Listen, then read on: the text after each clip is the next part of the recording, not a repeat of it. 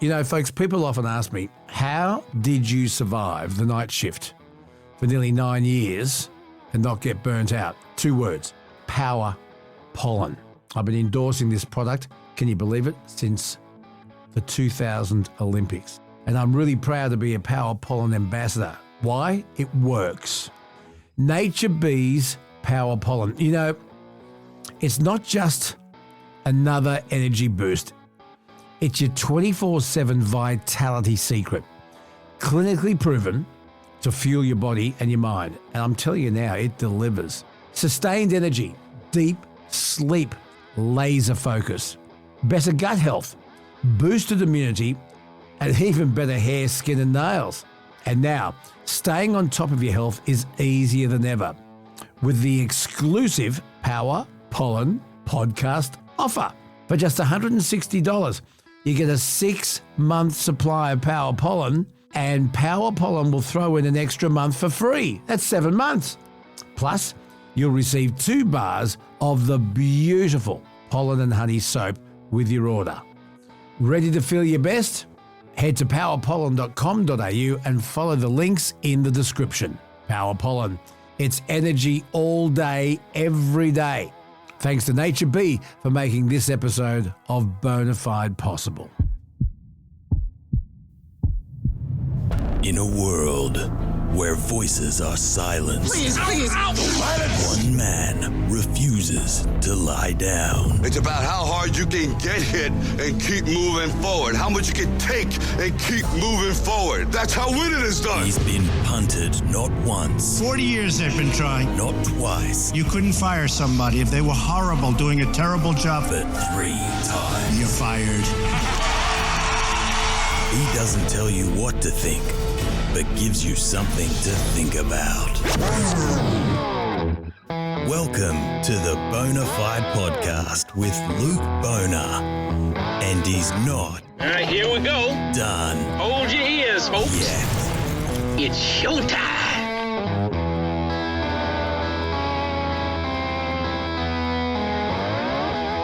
Hey, g'day and welcome. Coming up, we're going to take some callers. Should more tradies be considering neurodiverse employees? Interesting question. And then Shane Oliver is back. What election promises are being made and what does it mean for us? The Man Cave, the Vice Captain Adam McDonald is back, and someone you lot have been requesting a lot, the legend Kris Jennings. We'll get an update on his mission to get hay to flood-affected areas of Queensland, plus the trouble we've gotten ourselves into on a night out. Wait till you hear the stories.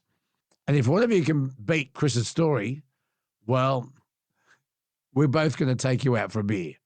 And a very special guest that will be amazing, buzzing in literally. Hang around.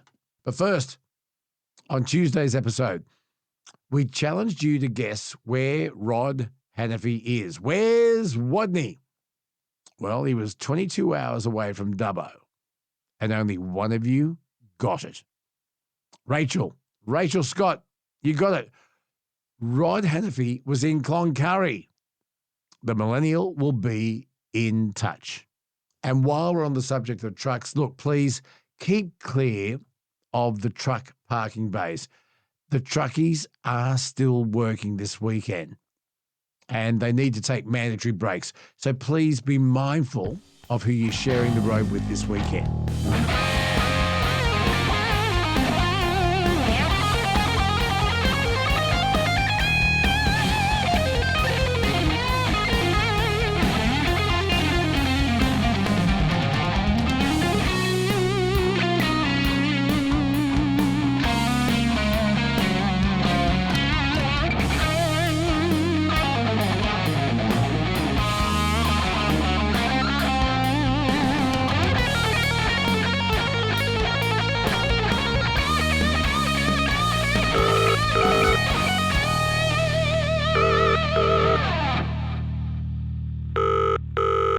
Dorian, hello, welcome to Bonafide. I think we've spoken before.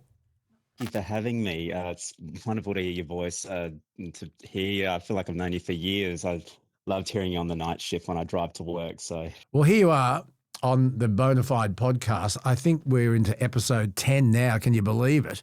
like the film The Last Boy Scout, you're the last overnight announcer. I know you wanted to talk about neurodivergencies. Now, tell me about your thoughts, because I know that you think, because we have a shortage of tradies in this country, and we have a massive shortage of apprentices. And it's all very well for Anthony Albanese to say, oh, we're going to build so many homes and we're going to give the states and territories their targets, but they're not going to be able to do that if we're struggling to find people to build these things. Now, you've got some thoughts.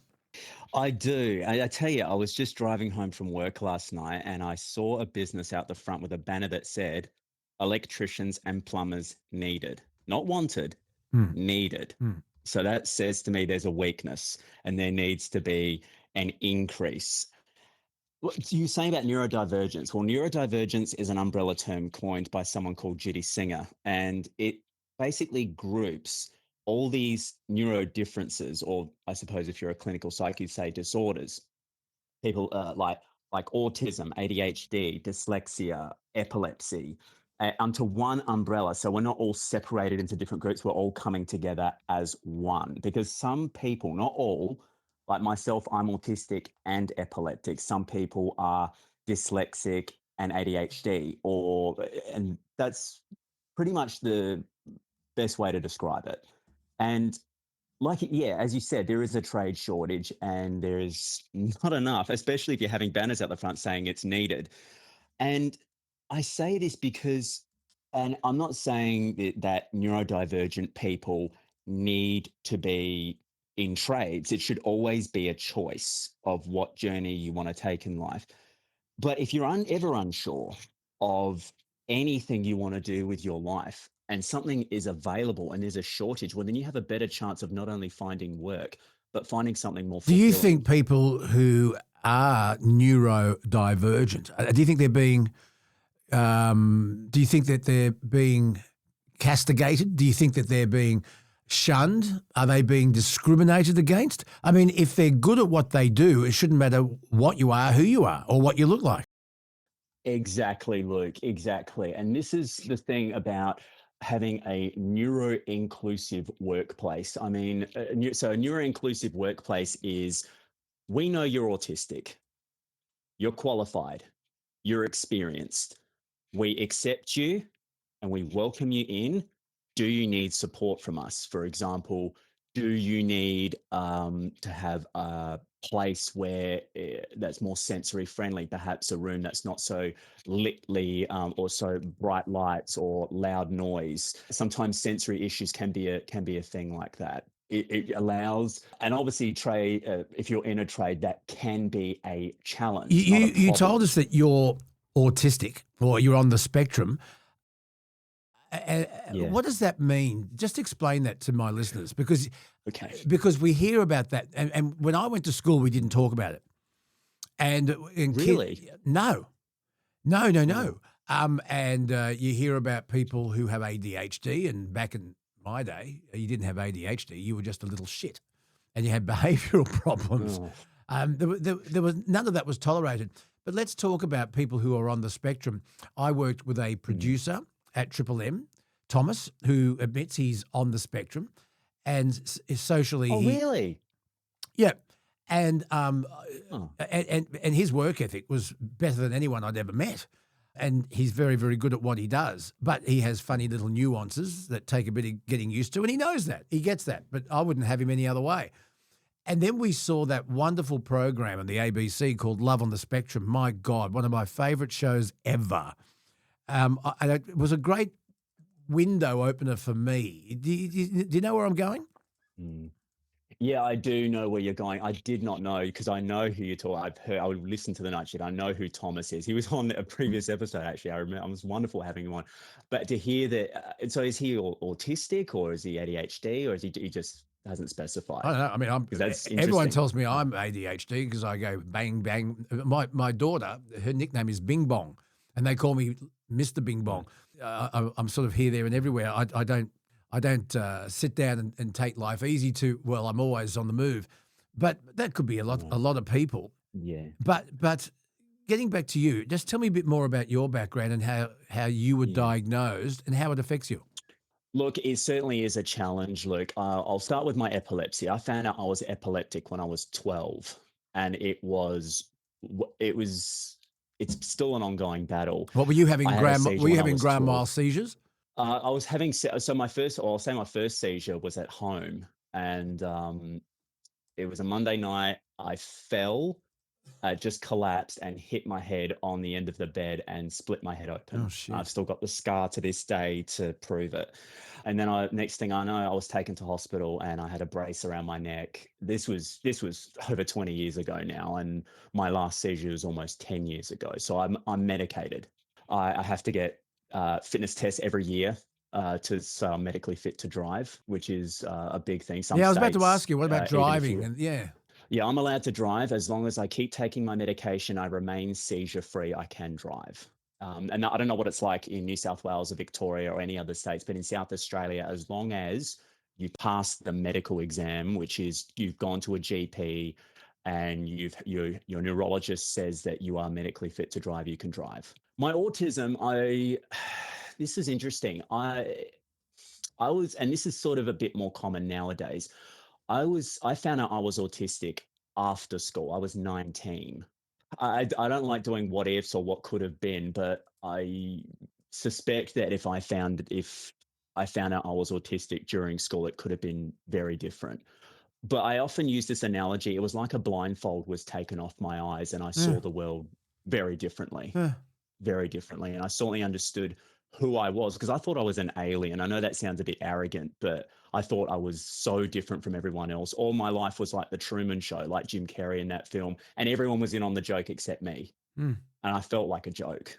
How did that affect? How did that affect? We talked about you working, but how did that affect, say, relationships? Okay. Well, it doesn't affect me so much now because I'm a happily married man. I've been with my wife. It will be 7 years this year. I have a daughter. So it certainly affected my relationships in the past because not a lot of people understood. I don't like using the word quirks, but differences. That's why I use the term neurodifference, which is part of neurodivergence. I don't like saying disorder because I'm not a clinical psych, but it certainly has affected my relationships in the past.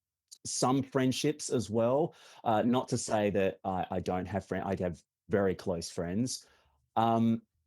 But certainly school, even before I found out I was diagnosed, I was very much an outsider at school. I didn't have a lot of friends and I couldn't really connect with anyone until much later in life. And yeah, it's better now, but there's still moments. Is your condition hereditary and do you worry about your kids? No, my condition is not hereditary. I think because I've had a gene test before for reasons I won't go into, but I've had a gene test and I don't carry the gene. It's the same with my epilepsy. Did you take that gene test before you decided to procreate, or did you do it after you had your daughter? And if you did carry the gene, Dorian, would that have made you think twice about having children? There's a loaded question for you. Yeah, that is a very loaded question, Lee, and it's a good question. Look, even though I don't carry the gene, autism is still, even if it's not hereditary, it can still happen. Like my parents aren't neurodivergent, so it's kind of like a roulette table. So you might be autistic or you might not be. I tell you that you mentioned that would I think twice? I don't. It's a very complex. I'm going to say if my wife and I said to each other, because I wanted to be a dad, and my wife wanted to be a mum. If she said let's do it, and whatever, I probably would say I would still procreate because autism is not the problem. It's the way society sees it. And I think we're in the 21st century now. And I'd say, yes, I would still procreate because all autistic people are different. We're not all, when people use the term spectrum, it makes it seem like, and it's not, it's a very misused term. And people can use that term if they want to use it. But at the end of the day, I would still say yes, I would still procreate, because there's a chance that they could be or they couldn't be. Dorian, last Because question. there's nothing wrong with autism. No, I was about to say, you've learned to live with it. You understand it. Your wife understands it, and you've moved on and you live. And I hate to use the word normal, but can I? You live a normal life. I mean, people probably wouldn't know that you are neurodivergent, but how does it make you unique? And would you change anything? How does it make me unique? I think, well, I would say I don't live a normal life, because every day I'm always thinking of things that I'm always thinking of the future. Like, okay, I've got to get to work on time. Okay, I've got to get home on time. Or this has to get done. Like, it's like my mind is like a rapid fire movement. I'd say a rapid fire movement that I'm always thinking of what's ahead, and I'm always thinking of what's going ahead. So I don't live a normal life, and I'm glad that I don't live a normal life, because when I hear the word normal, I think, well, I tried to avoid that word. Look, I tried to avoid that word, but you know what I meant. You know the context I was in. Of course. Of course. Yeah, and that's fine. Look, I'm open to any and all questions. It's more, it's great that people ask these questions, because nothing is really off limits. It's when assumptions are made, and so many assumptions have been made about autistic people in the past. Like, apparently we're all autistic, and it's like, no, we either are or we aren't. There's no middle. Well, it sounds like you're coping very well. You are a highly articulate, intelligent person. And can I say, really seriously glad that you're one of my listeners. Thank you so much. Oh, Luke, thank you so much for having me on Bonafide. I love your podcast. I'm so glad you're still here. Next up, Chief Economist with AMP, Shane Oliver. The policies that affect us and what's going on as far as fiscal information is concerned that affects us, and his tip on who's going to win the election.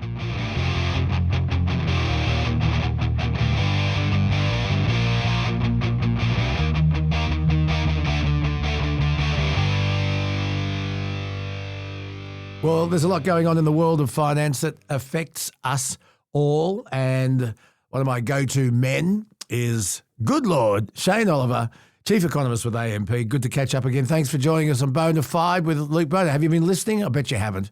I have. I had a little listen. I've been a bit busy lately, unfortunately, with tariffs and elections and things. Exactly. Well, this is what I wanted to talk to you about. We'll talk about tariffs if we can. The Trump tariffs, it's hard to know which way he's going to turn, because he chops and changes. He scares the hell out of people. This is how he runs business, from what I learned from his book. He punches people in the nose, waits for a reaction, and then sometimes backs down. How is it affecting ordinary Australians at the moment? Well, it's mainly affecting them through the loss of value in their superannuation funds.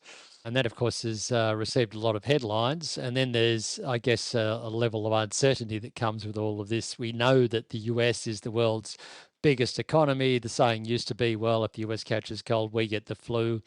People hear about worries in the US and think, well, maybe that means bad news for our economy. So those things are affecting confidence in Australia. We saw consumer confidence as measured by Westpac and the Melbourne Institute. The latest numbers released a week or so ago had a 6% fall, giving up 6 months' worth of gains. Anecdotes I'm hearing from real estate agents and so on suggest that buyer interest has become a lot more cautious again. So that's the main impact. I mean, we're not at a point where the economy is about to run into big trouble in Australia, but obviously people are getting nervous about it, and that impacts ordinary Australians. And I think we all have a degree of wariness about it. Wherever I go now, it seems people want to talk about Trump and his tariffs and what that means for us. Where do we put our money?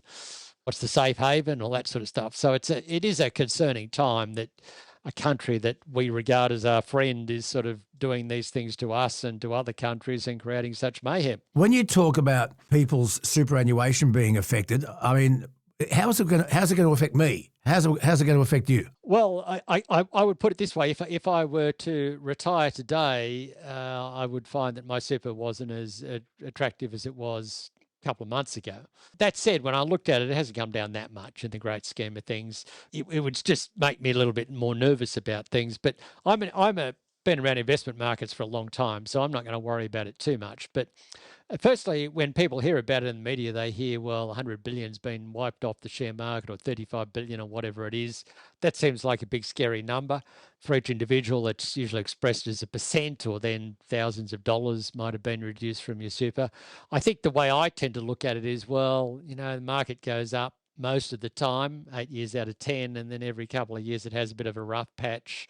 And in a percentage sense, I don't think it's that bad. I mean, I remember back in 1974 when they cancelled the Brady Bunch on me, my favourite TV show back then. Oh, no. Here we go. Yeah, the Aussie share market. The Aussie share market fell 59%. There goes my date with Doug.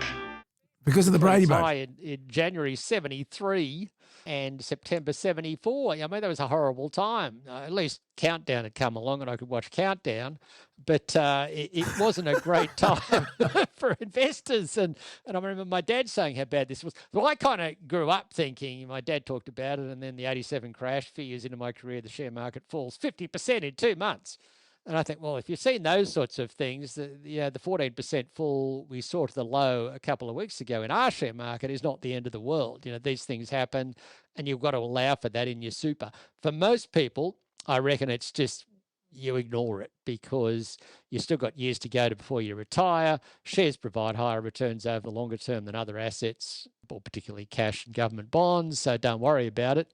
Wait for the recovery to come through. If you're close to retirement, in retirement, then it's a bit different. You don't have that time on your side thing. That's where you need to have advice. If you've got a big balance, to be honest with you, I wouldn't be too worried about it because you've got plenty of money to spare. But if you sort of stretched a little bit in a small balance, then that's where you need advice. And my rough rule of thumb is that if you're in retirement, best thing you can do is have 2 years' worth of spending sitting in a bank account. Therefore, if the market comes down, or something like that, maybe 1 year's worth of spending sitting in the bank account, and then if the market comes down, you don't actually have to sell the shares and lock in the loss. You can wait for them to recover again. The other thing is you try and focus your investments when you're in retirement to spit off income, in which case you may not need much money in the bank at all. So even though the share market fell a couple of weeks ago and had that rough patch and may still have further rough patches ahead, if it's paying you dividends, you're still going to be collecting those dividends. It's not the end of the world in that sense. You still get that. But the key is make sure you're not in a situation where you have to actually sell down your shares. That's a complete disaster. Then you're locking a loss. Well, it's funny because we had a visit to our accountant, Lisa, last week. And, she's much smarter than me. Actually, I wished you were there. It would have been interesting for you to hear firsthand what she had to say. But she said, "Look, Brady Bunch no, I'll get back to that." But she said, "Look, leave your super where it is, even though I can now get into it." She said, "Leave it there because it's giving you a good return, better than sitting in a bank." So I think that's I'm leaving right. it alone. Just bear in mind, super is taxed at a lower rate. If you have your money sitting in your bank, any interest you get on that is taxed at your marginal tax rate.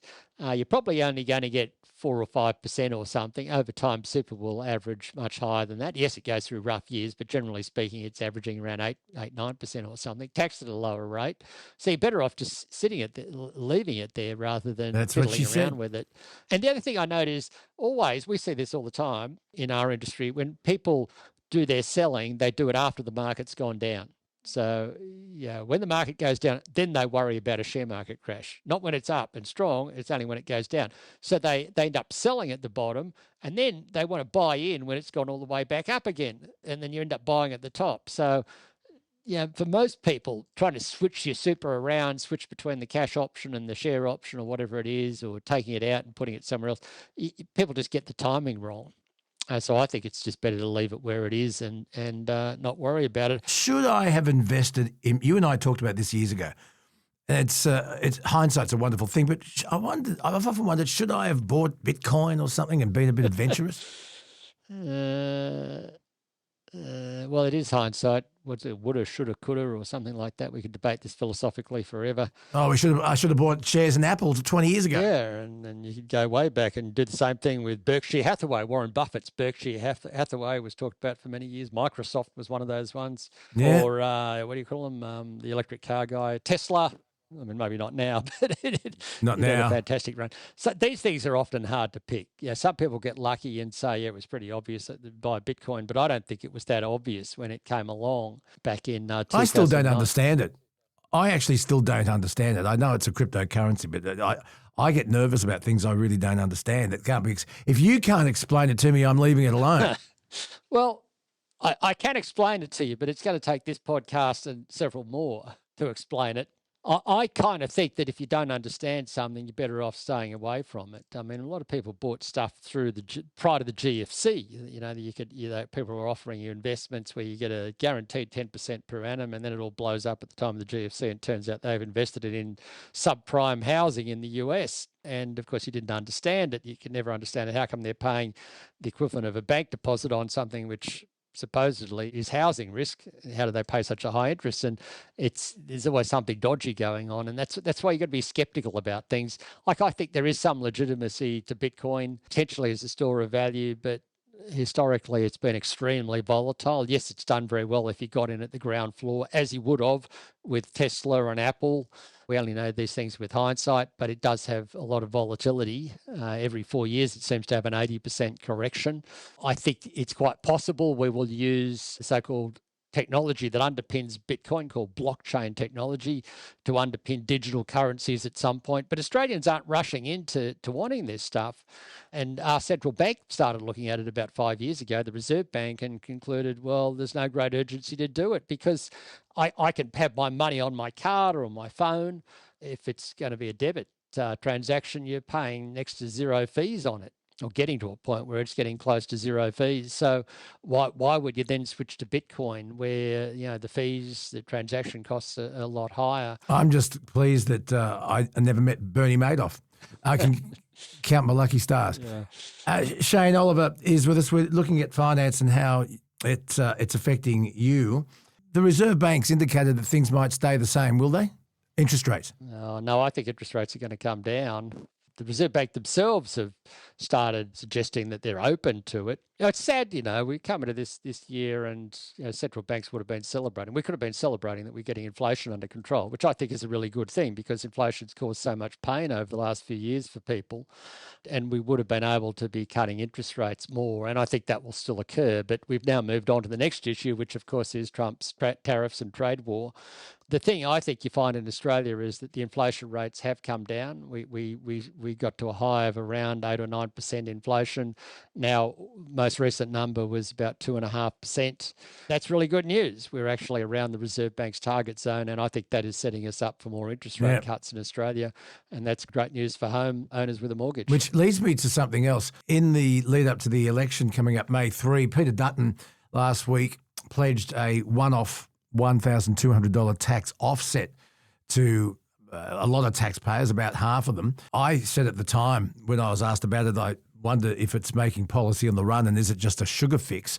But I've also, I talk to you a lot, and I'm told that if you want to get a handle on inflation, you've got to stop spending. This one-off tax benefit of $1,200, is it a good idea? Do you think it'll get him over the line? The polls are saying no. Well, both of them seem to compete. They just seem to be falling over each other with Easter eggs.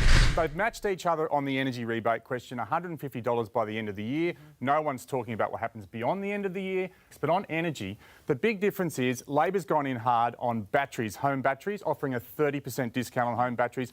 The Coalition, on the other hand, with their gas plan, is saying it'll bring down electricity bills by 3% and gas bills by 7% for the household. So the big difference, obviously, on tax is income tax cuts versus fuel tax cuts. Easter eggs are really good in a way.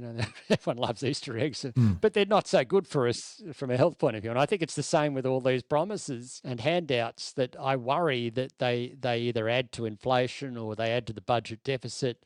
They're Band-Aid solutions. They don't solve the underlying problems. One-off tax offset, very nice. We fill in our tax return or anyone earning between... Like the fuel excise, it's only for a short time. It's only for a short time. You fill up your car, Yeah, I'm looking forward to paying 25 cents a litre less because my V8 uses a bit of fuel. Yeah, I'm looking forward to those things. Tax offset, I mean, people will love that. If you're earning between 48,000 and 104 or something like that, 144,000. So that's good. The only problem is that they're one-off moves. You could argue Labor's actually slightly better because they were permanent moves. The $5 a week tax cut initially, then $10 a week, and the 1,000 deduction, that's a permanent thing. So you could argue, well, Labor's a bit generous on a longer term sense than the coalition is. But both of them, I think, are band-aid solutions. They're not actually fixing up our crazy tax system where the marginal tax rates are too high, where we rely too much on income tax. We should rely more on the GST. We've got stupid system. We have, I think, called bracket creep. We get an ordinary wage rise that everyone else gets, and then we start jumping into the new tax bracket. In the space of 1 year, you're going to have, there's a bracket there called 135,000. The average full-time worker in Australia will be getting 135,000. They'll jump over from a 30% tax bracket to a 37% tax bracket that was never intended for the ordinary wage earner. That's what you call bracket creep at its worst. But those things need to be addressed. We need to index our tax scales, our tax income thresholds to the rate of inflation or wages growth, so we don't have bracket creep. But I don't see any of this stuff occurring in the budget. I just see these sugar fixes, Easter eggs being doled out to everybody. Oh, that's nice. My son might like the 20% wiped off student debt, all those sorts of things. But are those really good economic policies? They're probably not. I tell my son, well, you shouldn't judge Labor on the basis of that policy because it's not good policy. Most people who go to university end up earning more than people who don't. Unless you do an arts degree. Yeah, it's just ordinary workers paying for reduced student debt, and I don't think that's sensible policy. But in any case, that's what governments are doing. They haven't always done this. I tend to think that John Hewson, when he went to the election in 1993 with Fight Back, which was a radical reform of the Australian economy at the time, we rejected it. Australians rejected it, but it was a good alternative. It was actually thinking quite strategically. If the Australian economy is going to recover, then business must recover, but particularly small business must recover. I thought that on the left, Bill Shorten's policies in the 2019 election, at least they tried to do something. I didn't agree with a lot of those things like winding back access to franking credits and went too far on negative gearing and so on, but at least it was a good alternative. It wasn't fighting the elections on providing lots of handouts, and unfortunately we're not seeing that. Paul Keating in 1987 went to the election offering hardly anything. He said, it's too hard. Only a year before he'd had that interview with the guy in the photo sitting behind you called John Laws, where he told him if we keep spending like a drunken sailor, we'll end up in a banana republic. And then he managed to win an election, or Hawke and Keating won the election in 1987, promising very little in the middle of winter. Mind you, they won the election. So we have said in the past, politicians been a bit braver on this front, but at the moment it seems to be a race to the bottom, just a spendathon, which depresses me a little bit as an economist. Yeah, the whole world's changing around us. We got Trump there putting up all these tariffs, getting into a massive trade war. We've benefited from free trade. The world is changing, and yet all we're talking about is more handouts. Shane Oliver is with us. Bill Shorten lost the 2019 election to Scott Morrison. It was the election they said Shorten couldn't lose. That's right. But at least he didn't get the birthday cake mucked up on Mike Willisey. That was Hewson, yeah. That was Hewson. The GST, that's what I mean. How much for the birthday cake? The GST birthday cake. You tell us in what you've published that the cost of cake goes down, the cost of confectionery goes up. That's right. And there's icing and maybe ice cream. And then there's candles on top of it. That's right. Now, that's what I'm addressing in the question. To give you an accurate answer, I need to know exactly what type of cake. What if it has icing? What if it has candles? It was just wonderful to watch, wasn't it? Shane, the housing in Australia has become unbelievably unaffordable. And it would appear, I saw something, I think, in the Financial Review earlier this week, working hard and earning a good income is now not enough to ensure home ownership. Most first home buyers need to access the bank of mum and dad. That's if mum and dad's got money. And if you, of course, let's say you have 2 or 3 or 4 kids, you've got to, what you do for one, you've got to do for all of them. That's and right. it might actually fleece completely mum and dad. And they may feel guilty and they may want to try and help their kids, but it puts a lot of pressure on mum and dad. Labor's promised to let all first home buyers purchase with just a 5% deposit. I would love to know your thoughts on all of this because the banks have always been pretty stern because I don't want people to overextend themselves. Is that going to happen with just a 5% deposit needed? What do you think of this policy? Well, I'm not a great fan of it. 5% is a very low deposit. I mean, the problem, of course, is that it now takes, 11, 12 years to save for a 20% deposit for an average wage earner. That's up from about 4 years a few years ago. So, let people get in with a lower deposit. That's the theory behind it. And, of course, if you don't have a bank of mum and dad, then who can help you with the deposit? This also overcomes that problem. So it's a bit more equitable, perhaps, than the Coalition's approach, which is via tax breaks. I can understand why they're doing it. The thing I don't like about it is that it does mean that first-home buyers will end up getting in with a lot more debt, say on an $800,000 property, rather than saving up the $160,000 20% deposit, leaving you with $640,000 in debt. You'll get in with $760,000 or something like that. You'll end up with much higher debt initially, and that will take you longer to pay off. The main problem I have with it is that if you let more first-home buyers get in with a smaller deposit, it means that they get in earlier, and it just spruces up or boosts demand and will have the effect of putting prices up. Coalition policies will do the same thing where you give first-home buyers a tax break. Again, it will have the effect of putting up overall prices. So I think at the end of the day, these sort of demand-side things don't work. In a time when I was a little bit younger, and we're both a bit younger, the early 80s recession, the early 90s recession, first-home buyer grants made sense because the housing industry had fallen into a hole. First-home buyers didn't have the confidence to buy. So it made sense to say, well, here's $5,000, or whatever it is. You didn't need much money then. Go off and buy yourself a house, and you get $10,000 if you buy a new house. And then once the economy recovers, you get rid of the grant. That was a cyclical sort of thing you do once every few years when you have a recession. But now, we're having to load these things on. We give special concessions to first-home buyers to help them get in. Obviously, the low deposit schemes, the home equity scheme, home buyer scheme that Labor's talking about, where the government goes in with you, 40,000 places on that, or the Coalition's tax cuts, accessing your super. The problem I have with all of these things, they don't solve the underlying problem. They're just Band-Aid solutions. They enable the first-home buyers to get in, the lucky few who get in early, and then prices will get pushed up because of that extra demand. Older people who already have the house, like you and me, we benefit. For subsequent first-home buyers, it's actually bad news because you're starting off with a new higher level of house prices. So it's not the solution. The solution to me has to be on the supply side, releasing more we've land. still got a massive shortage of stock. Yeah, that's the basic problem. On our estimates, 200 to 300,000 dwellings short in Australia. We haven't got the tradies to do it. We don't have the tradies. The building materials are too expensive. It takes now twice as long. Now, I'm not in the camp that says we need to put skyscrapers all over the beaches of Sydney and Adelaide and all around Port Phillip Bay and all that sort of thing. I think we also need to think longer term and try and decentralise away from our big cities to take pressure off them. But the bottom line is you need a combination of all these sorts of things. Councils to speed up approvals, release land faster. Obviously, in some areas, you've got to change the height restrictions. You've got to make it easier for the developers to do their jobs. You've got to relax some of the regulations. We've piled on a whole bunch of environmental rules around all this sort of stuff that boxes have to be ticked, which just add to costs.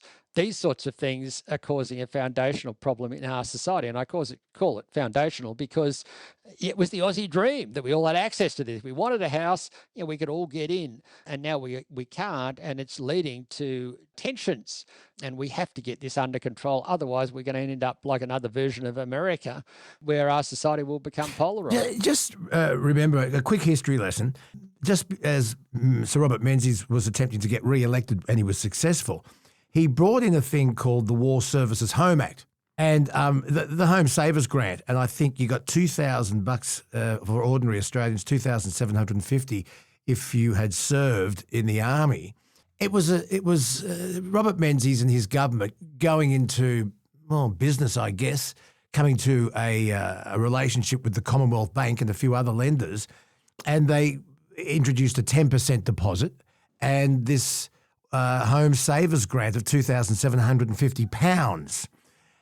If Menzies could do it, why can't this government do it? What's changed? Well, that's a good question. I have a feeling everything just takes forever now. to do anything takes forever. We've become a wealthier society, and then we put rules around everything. In the area where we live, they're trying to get some parts of the beach, where you can walk dogs. And I have a dog and kind of think, well, okay, just a few small areas, but it takes them forever to go through approval processes. I think they had to approach 15 different groups or something to get approval for this. And that's just an example. You've sort of put everything in society in mud, so to speak, and you can't get anything done quickly. And therefore, back then, you could get these things done fairly quickly and provide jobs for people who'd come back from the war. And of course, that was a big challenge. Then you've got all these service people coming back from the war. Where are they going to work? We've got to shift from being an at-war economy where the factories were building armaments to building other things, and also house all these people when they come back. And governments quickly got it done and did it. But remember this, Shane, a lot of those families, the mum didn't work. They were a single income family. I remember my mum worked at the Commonwealth Bank, and as soon as you got married, you had to leave that job. Yeah, that's right. And a lot of those families were single income families, and everybody's mum worked at the tuck shop. Yeah, my mum did as well. In fact, I used to play golf. The school I went to, one of the sports you could do was golf. It was amazing what we could do. There was an ice skating rink down the road. At Narrabeen. Next to Woolies. Next to Woolies. I used to love I ice know. skating. They'd play, that's right, I got into Susie Quattro, Devilgate Drive or something. I was always playing whenever I went to the ice skating rink. And I'll tell you the other one, Ballroom Blitz. Ballroom Blitz, the sweet. Yeah, they had amazing music back then at the ice skating That rink. was an ice skating song. Nikki and I talk about it all the time, Ballroom Blitz. Nutbush City Limits was an ice skating song, yeah. It was classic. The ice skating rink you and I are talking about, because it was just down the road for me, a little bit further for you, but we went there all the time. Yeah. If you didn't ice skate, you went there to meet girls and listen to the loud music. And guess what's there now? A block of units. There you go. Well, they could have had the ice skating rink under the block of units, and then we'd get everything. Then you'd have everything. Exactly. But exactly. it was true. It was true. My mother and her friend used to work in the tuck shop, and my friend and I would attach our golf buggy. At one point there, we'd play golf in the winter. We'd attach our golf buggies to the back of our bikes, ride them to school, and leave the golf buggy with the golf set, pretty cheap one that I had at the time, with our mothers in the tuck shop, and then we'd pick them up at lunchtime and go off to the golf. What year is this? That was about 74. Okay, 75. Quick question for you. The tuck shop, wasn't it great when your mum worked there because you got to feed, and and all your friends would line up behind you hoping that your mum would shout them something. Do you remember how much a pie with sauce was at your tuck shop? I can't tell you. I could guess at it, but it might have been 30 cents or something. But I think it was. Well, for me, it was 12 cents with sauce. So yeah. I remember a Chelsea bun or a finger bun. I remember 2 cents frozen ice. Paddle pops were 5. Well, they were about 8 cents or something. But no, they were 5. For me, they were 5. Remember the paddle pop lion on the Super Flying Fun show? But yeah, and cobbers, the little square chocolate caramel lollies, they were 2 for a cent. It's amazing what you could buy, because the old saying was, was it Bob a Job Week, for scouts, and you get 20 cents. You meant to give it back to the scouts, but you're only getting 20 cents for an hour or something, and you think, well, that's peanuts. It was nothing, but it would actually buy you a lot of stuff. Of course, I gave it to the scouts, which that's why I was doing it. But I bet you were in the scouts. Yeah, I was in the scouts. I know tell. I know how to tie a knot. I can tell that you were in the scouts. I can see your little what is it, necktie? Tie, it's undone. I can see it now. Yeah. Shane Oliver. It's enough to make you take mind-altering drugs and watch HR Puff and stuff. HR Puff and stuff, yes.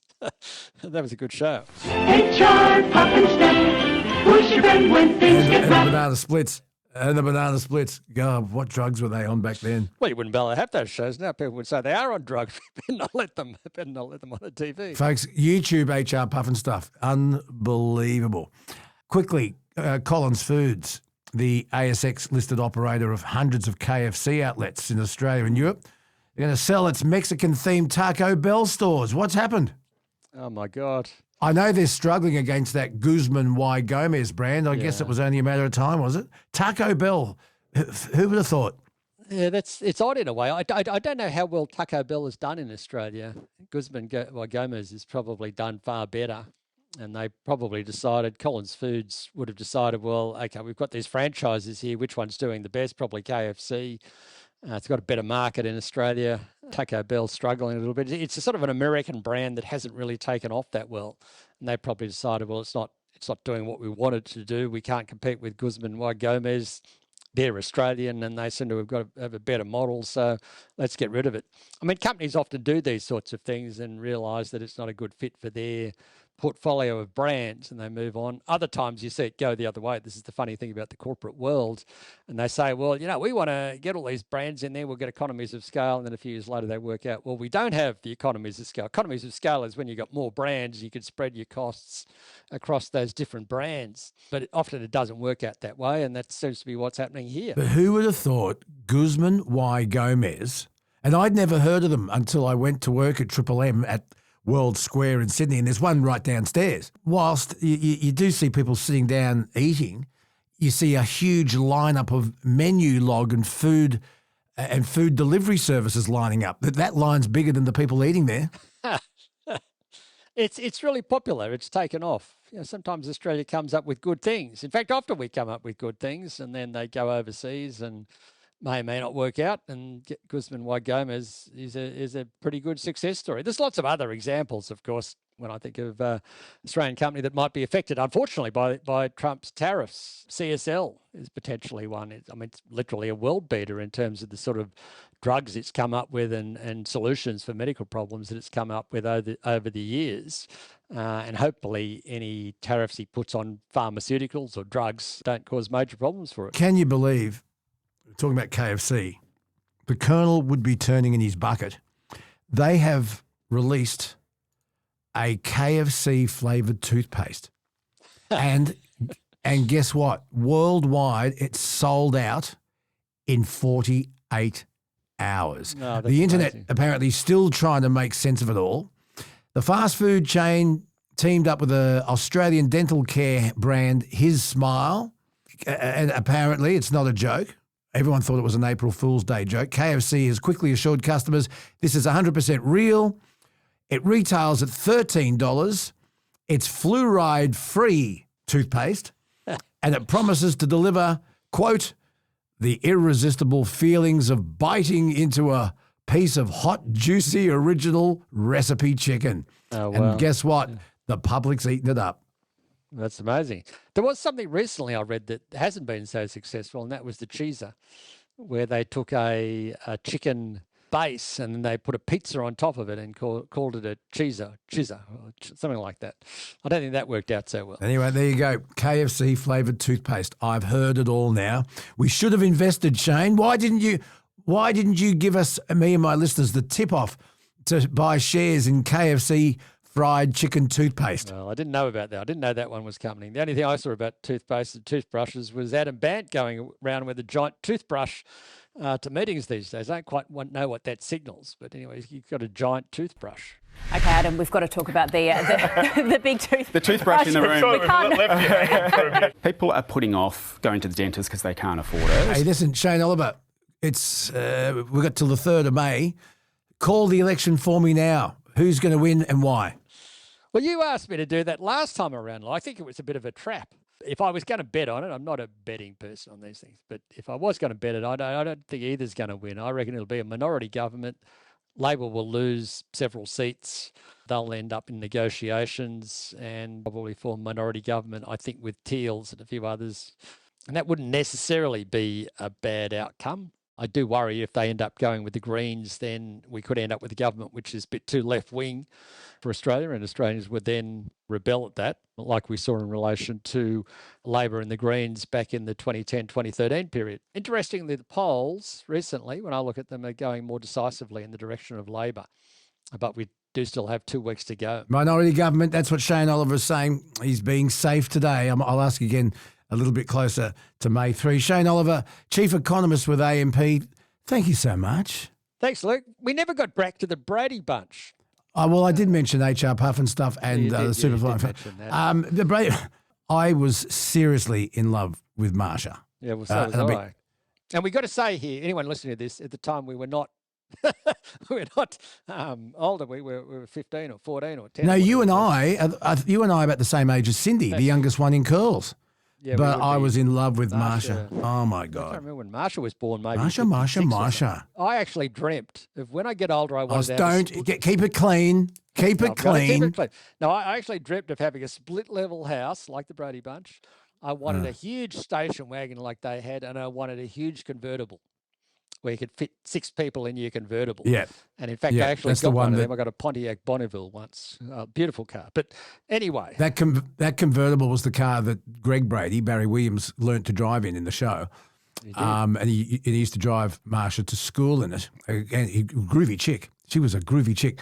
But I want you next time, in fact, Google it now when you finish with me.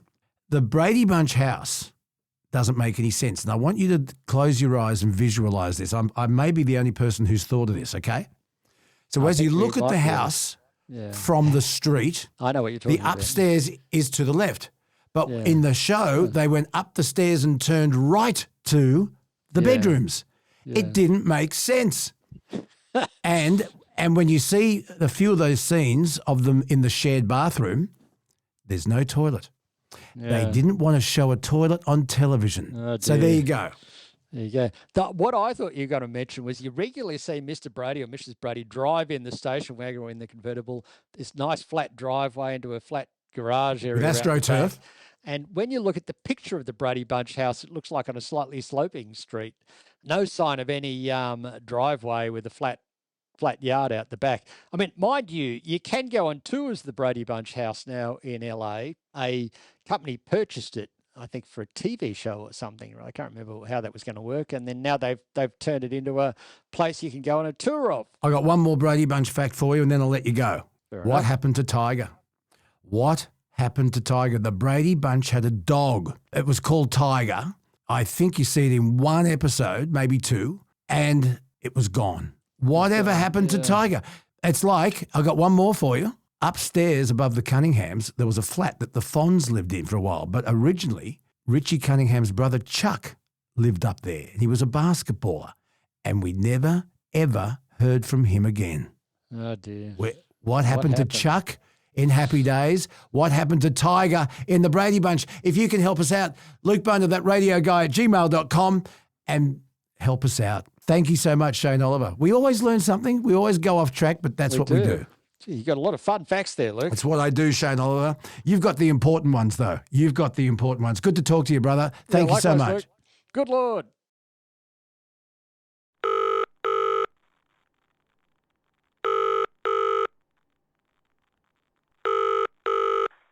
Hey, got a message that you wanted to be part of the Bonafide podcast. I wanted to see if it wasn't too painful, mate. I wanted to see if you could put a photo of Barney up. Border Collie. Yeah, man. Yeah, because I love borders too, and I had my little mate. He left me almost 2 years ago now. How old was he? 16. Yeah, Barney was 16. Yeah. Yeah. Ditch was a mini foxy. Oh. And, I got him as a rescue dog, and what was his name? Ditch. Like a bitch, but a D instead. Okay, yeah, Ditch. Yeah. I'm so sorry you lost your little mate. It's great when you've got them, but they don't last long. 16 years is a good innings for the bigger the dog, the earlier they pass away, which is sad. Barney was 16, and we miss him very much. Yep, I know what I know what you mean, mate.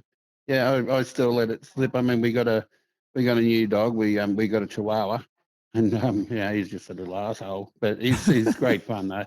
But every now and then, we still let it slip. You give just a Ditch, and his name's not Ditch, it's Hiccups. So his name still comes out. I'm not a big fan of Chihuahuas, and I've got to be honest, they are very temperamental little yappy things. They're not my go. And I also don't really see myself owning a dog that stands a pretty good chance of dying in a mousetrap. But we had to move all the mouse. We had a couple of rats here. We had to move all the rat traps. All right. Well, look, I'll get Kelsey, the millennial, to put a photo of Barney up on our Facebook page. And that'd be great. And you can have a look. Yeah, okay. Yep, fantastic. All right, mate. And we miss you on the night shift, mate. Good on you. All right, mate. Happy days. Isn't it funny? We call female dogs bitches. Yeah, I don't go along with that. I don't think we should call female dogs bitches until at least we've heard their side of the story. Next up, one of my favourite subjects, the man cave, with the Vice Captain Adam McDonald and a surprise guest. But if you've got little ones listening, turn their ears around. There is some fruity language. Stop listening to the AM dial, to the boring AM shows. Sick and tired of counting sheep, but they're talking that never flows. And stop apologizing for the things you've never done. Time is short, life at night. Oh, it's up to us to do a show called The Man Cave. Yeah, to a show with Adam. I love this time of the week. It's when we bring in one of my best buddies, the expert on memorabilia, the king of crap. And his name is Adam McDonald. He's the Vice Captain of the Man Cave. He is the General Manager of All Bids Auctions and the star of the TV show Aussie Pickers. And he's picking right now. Put that down. Stop it. Adam McDonald, Vice Captain. G'day. G'day, Skip. I was in up to my elbows, but I know. Good to be back. I'm lucky to get 3 knuckles. You had the whole wrist up there. Unbelievable. Vice Captain, before we get into some other stuff, because we've got an interesting guest coming up. Yes. He's a very, very interesting bloke. He is the heart and soul of Australia. He's a bit of a hero, but he also is a very straight shooter. Kris Jennings, and we'll talk to him very, very shortly. But Vice Captain, let's talk about you and your week. Did you sell your Charger? No, it's still online at the moment. I think we've got another 4 days. Okay, where's the bidding at? Just for our listeners again, tell us. Yep, it's a 1971 V8 Charger by Chrysler. All the numbers match up, the original motor. It says it's got 20,000 miles on it, but I'm guessing it's been around the clock. But still, it kicks over first go. Last bidding I looked at, it was at 22,500. I think it'll get double that. But, what happens at auction, especially online bidding auction, is all the heavy hitting comes in the last hour. So let's watch it go. But, it's a wonderful piece of Australian motor history. Why do you think they went to All Bids with this very unique, classic Australian muscle car and not, say, Shannon's? Because with All Bids, we have our sister company, Car Bids. Car Bids is self-explanatory. We are knocking out just as many cars as Pickles these days. It's a very, very strong platform. The following we've got is huge. We do from everyday cars to commercial to luxury cars and then to high-end collectible. So we cover all the spread, but just have a look at www.carbids.com.au. It's a wonderful platform. Adam, memorabilia and collectibles, that's your bread and butter. I love it. And that's how you became famous on the TV show, Aussie Pickers. The second edition of the State of Collectibles 2025 report has just landed in conjunction with Deloitte Access Economics. And it tells us that collectibles here in Australia is worth about $17 billion. It is just unbelievable. Maybe it's not a surprise to you. No. According to the data, coins represent 34%. Yes. Toys, 33%. Pre-loved fashion, 26%. They're the most popular among Australian collectors. But we're also talking about sports memorabilia. And I did mention toys. Lego. Lego's huge. Lego is absolutely huge. Pokemon is huge. What are your thoughts on this report? Look, I'm not really surprised about it. Looking at the statistics, there's probably 35% of Australians are collectors, whether it be, like you went through, the stamps, the coins, trading cards. And the thing with the collecting market is it spans generations. So you get older folk collecting English china and Georgian silver and stuff like that. Then you get dudes like me that'll be collecting stuff from their childhood, from the 1970s, 1980s, with the toys and the records and the hi-fi and that sort of stuff. But then you've got the the new generation that are collecting what I call the new collectibles or the brand new collectibles, which is the Pokemon and the pop heads. Like pop heads are ridiculous. I read that an M&M 8 Mile pop head has increased by 55% over the space of 12 months. So all these companies that are producing these items are really, really clever, because what they're doing, they're making very limited runs of stuff that the kids want, and so therefore it becomes worth a lot of money. So if you have a look at the Orbids platform, we do standalone Lego sales. I've got a standalone Pokemon sale going up on Friday. So it's just catering to all generations, and that's the beautiful thing about the collectible market is it does span the generations. Like I know Wonder Boy collects stuff, I collect stuff, my mum collects stuff, and we all talk about, well, I bought this, I got that, I flipped this, I got this for it. So it's just a wonderful world to be in. It is unbelievable. Now I mentioned Lego. It's one of the stars. The M&M B Rabbit 8 Mile 1052 Funko Pop. What the hell is that? Remember when I met you, Luke, and we were at that Man Cave Expo? And there were all those stores with those little white boxes, and they had like little plastic figures with really tiny bodies and really fat heads. Oh, yeah. They're Funko Pops. So what this company who made them, they made them about every single person in the world. And, you know, M&M being as famous as he is and as revered as he is, they've made a very limited number of it. And that's why they're so famous. So I'll tell you a story. About 18 months ago, I had the police turn up at Orbids with a gentleman say, my storage facility got robbed. And he was a big pop head collector. And I said, well, look, that's fine. I totally understand. But, you know, pop heads they're everywhere, you know, they're very prevalent there. Everyone's got one. And he said, okay, look online and see if you can find a Speedy Gonzales. Remember Speedy Gonzales? Yeah. The cartoon Warner character. Brothers, just part of the Bugs Bunny show. That's right. So he said, see if you can find a Speedy Gonzales pop head in Australia. So I looked it up and they didn't exist. And he showed me a photo of the Speedy Gonzales pop head in his house. So I said to the police, well, I believe him. So the police confiscated it all. Anyway, it's before the courts at the moment. But it's that one thing where you mass produce an item and then do very, very limited runs of one thing, and therefore it becomes collectible. It is just unbelievable. I noticed that KFC released... This is not a joke, folks. KFC released its own finger-licking good toothpaste. KFC has said, no, it's not a prank. It's here, and it's finger-licking good. The KFC Kentucky Fried Chicken toothpaste, and even offer long-lasting health benefits. Bring the unmistakable taste of crispy golden perfection straight to your toothbrush for a full-on flavour takeover. It can't be real, is it? It can't be real. Like, just imagine.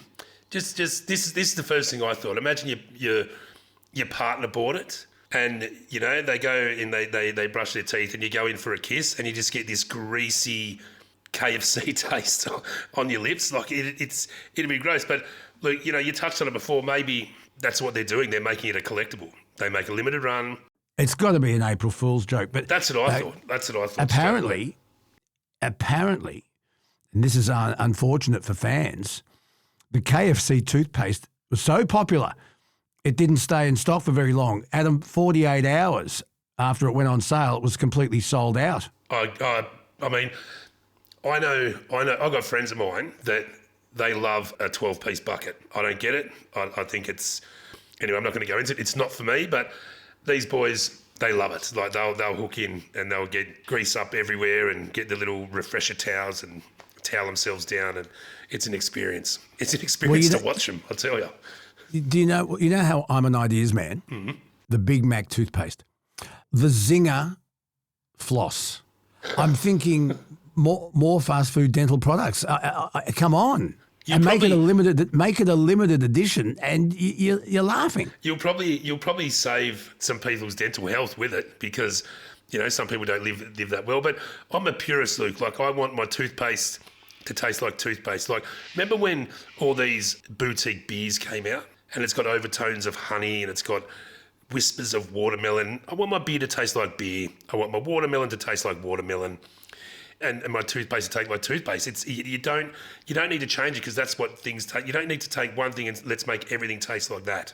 It's crazy. Okay, I got another idea. Just bear with me.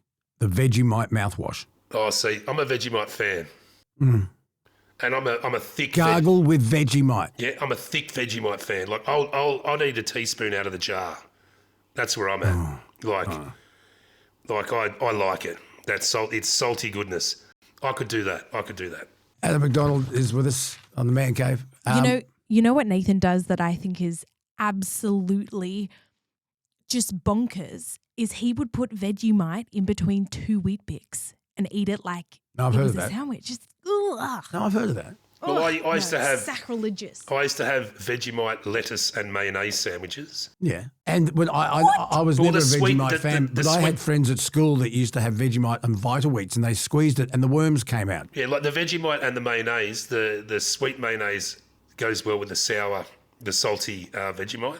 But I mean, there's no flavour marriage like Vegemite and cheese. Like, let's be honest, there is absolutely no flavour marriage like it. What about a Guzman Y. Gomez taco mouthguard? I'm onto something. So it's a mouth. It looks like a taco, but it's actually a mouthguard.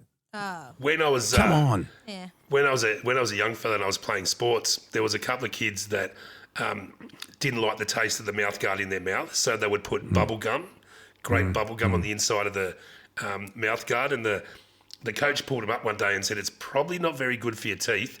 Why don't you try toothpaste?" And then so they changed over. $17 billion is what the collectibles It's market huge. is worth. Like, I mean, there's guys like me all over the country like that. We've made a living out of it, and a lot of people, you know, there's 35% of people who collect. Some collect for nostalgia because they love it and it brings their childhood memories back. Some people do it for monetary gain. Like I do both. I buy stuff for myself, but I also buy stuff cheap and sell it so there's a little bit of meat on the bone. So it's a wonderful way to make a living. Like it's exciting. All right, one more. You know the cheesy crust pizza? Who first did that? Was that Pizza Hut or was it Domino's? It was one of the big ones. It would be one of the two, yeah. The crust was folded and it was full of cheese. Okay. Oh, it's Pizza Hut. Was it Pizza Hut? Instead of a cheesy crust, a toothpaste crust. So you eat the pizza and when you get to the end of it, there's toothpaste there and half your work's already done. And you're done. You're out. And you're done. You wipe your mouth on I'm your an sleeve and ideas you're man, away. Kelsey. Okay. I'm an ideas man. You know that the millennial got engaged on Saturday. We did a whole podcast dedicated to this and Nathan read out his proposal. It was very lovely, very lovely. He's a lovely boy. He read it out. Adam, what a sweetheart. you and I are both 2-0, so we're not the best people for advice. Granny Sue gave her some advice, which is good. You have to go onto the podcast and have a listen to it. So, Adam, as a fellow 2-0er, what's your advice for the millennial? My advice would be always be open and honest. If there's an issue, say it, because once those issues start getting quashed, they come out at an inappropriate time at 100 miles an hour. So just enjoy each other. You know, love's a beautiful thing. Didn't work for me, but, you know, I wish you all the best. I think it's a wonderful thing. Thank you, Adam. Luckily, I don't have a problem with talking. Yeah, So- that's probably a good thing. Yeah. John Singleton once said, marriage, and I think he's 7-0. That's unbelievable. But Singo once said, marriage, why bother? Cut out the middleman. Just find some woman who hates you and buy her a house. Adam, I've got a valuation for you from Kris. Kris. Hi, Vice Captain. I've got this little robot radio from Tommy, T-O-M-Y. Yep. Since the mid-1980s, given to me as a gift from my grandparents after a trip to Japan. I've kept it in great shape all these years. However, he's missing the battery cover and the packaging. Still works as a radio. He moves around and I can take an AV jack and plug it into a Walkman and play music as a speaker.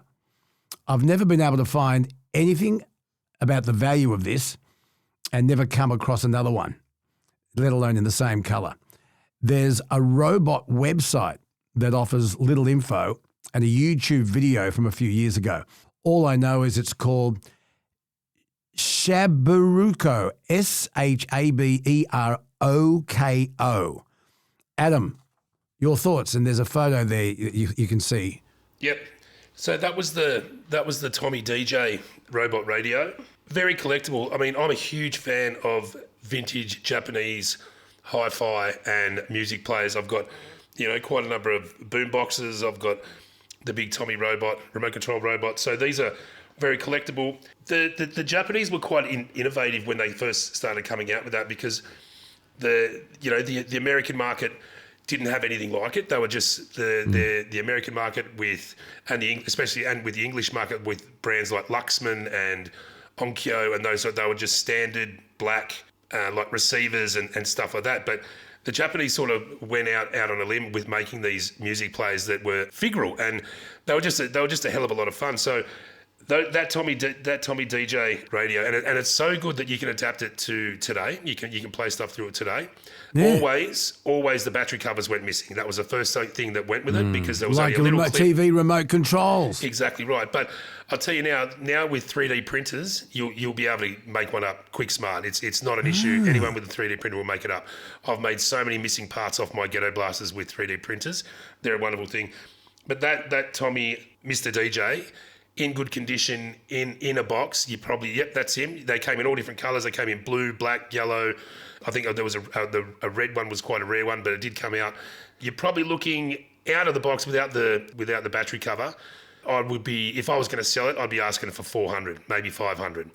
They are 500, Kris. They are quite Kris, rare. you've done very well. And get someone with a 3D printer to make your battery cover for you.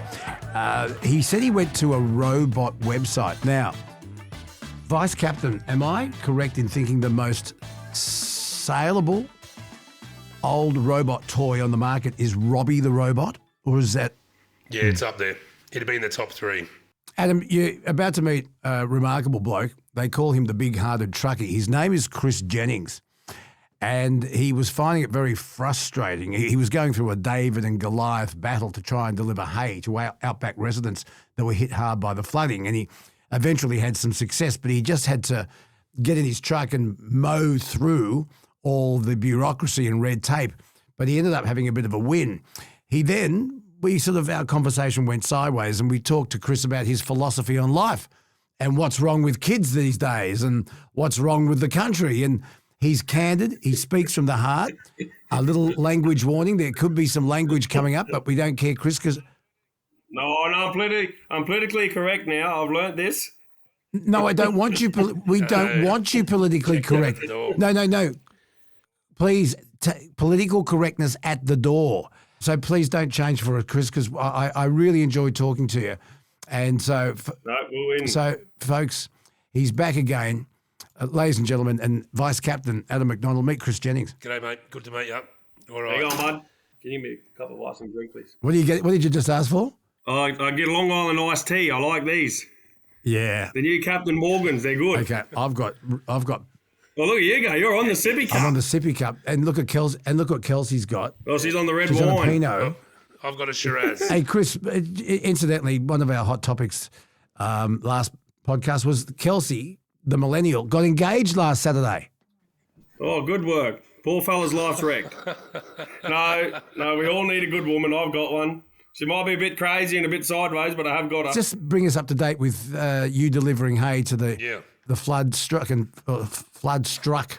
farmers in Queensland. How'd you go? Yeah, she was good. We got out there Monday afternoon and I had to walk across the bridge because they wouldn't let us across. She was between my ankles and my kneecap. But yeah, just a quick week recap. We did just under 1,300 bales, $80,000 worth of fuel being delivered, and a night on the piss at the pub. Tell me this, Kris. Is the red tape warranted, or is it bullshit? Well, do we want to start at the king getting fights, or get in there? Righto. This is gloves off. So as everyone knows, Rural Aid's the people that wrecked me, right? Well, not wrecked me. They're the ones that started, and I thought they were with DPI, but they're not. But DPI push them that way. And as Luke and I spoke last week, the DPI is like our governing body. It's actually come to light that the good old Rural Aid buy hay off a farmer here in southeast Queensland. So the bullshit they want to say from me they don't want, they're fucking doing it themselves. Gets worse. Keep going. Gets worse. There's another. There's an email I have. I'm not going to give names because there's illegal shit that's going to go here.